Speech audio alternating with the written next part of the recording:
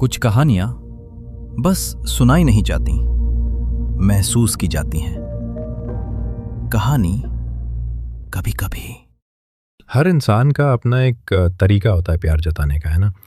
लेकिन कई बार चीज़ें बहुत गलत दिशा में चली जाती हैं, खासकर तब जब सामने वाला व्यक्ति उस समय किसी फिलोसॉफिकल थॉट को सुनने के मूड में ही नहीं होता।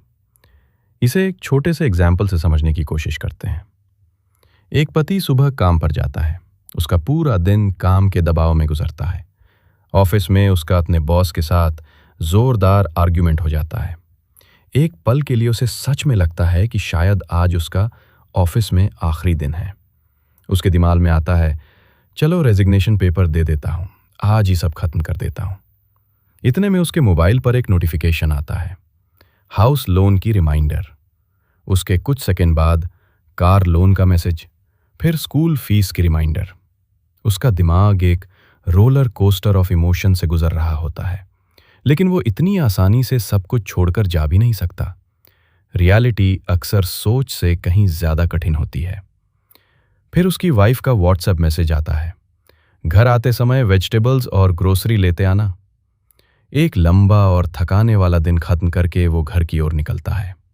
पहले एक ओवरक्राउडेड मेट्रो, फिर उसके बाद बस का सफर।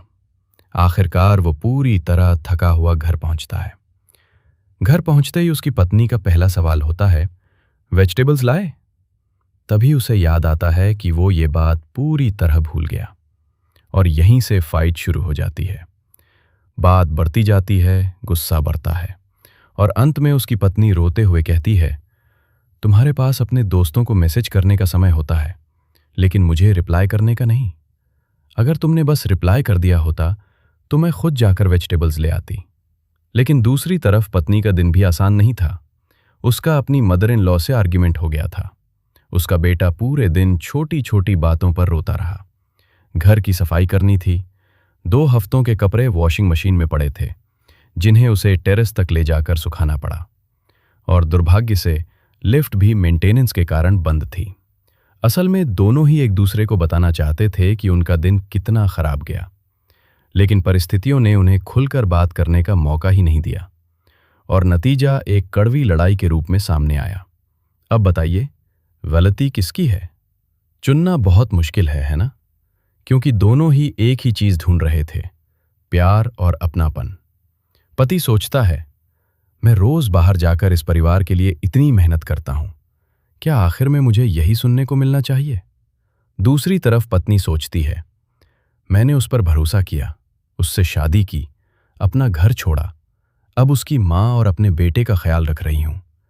क्या मुझे ऐसी जिंदगी मिलनी चाहिए? एक तरफ रिस्पॉन्सिबिलिटीज हैं और दूसरी तरफ प्यार और अफेक्शन दिखाने की जरूरत।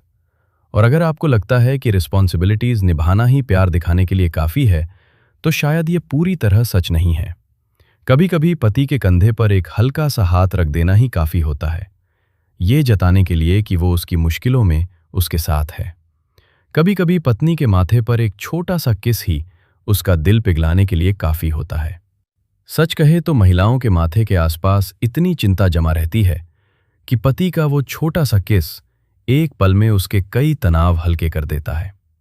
ये बात शायद उन सिंगल बॉयज और गर्ल्स को थोड़ी फनी लगे जो अभी ये सुन रहे हैं, लेकिन मुझ पर भरोसा कीजिए, एक दिन जब आप खुद जिंदगी के इन अनुभवों से गुजरेंगे, तब शायद आपको ये बात याद आएगी। इसलिए अगर संभव हो तो इस थॉट को फ्यूचर के लिए बुकमार्क करके रखिए, क्योंकि प्यार जताना असल में ये कहने का एक तरीका है कि मैं तुम्हारे साथ हूं, बिना ये शब्द कहे भी। क्या ऐसा नहीं है?